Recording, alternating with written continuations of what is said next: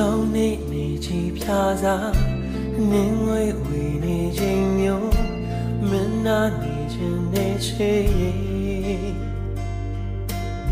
အမောင်ရတဲ့အကြောင်းကိုမင်းပြန်ပြောလေမပြပါနဲ့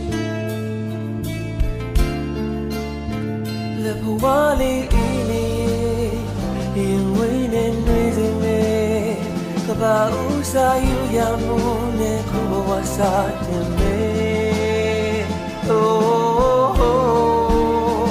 ဘာမှမစစားနဲ့ဘာမှလည်းမတွေ့နဲ့ကိုရိုးညောင်ရဲ့ချမ်းဘာမှရေမ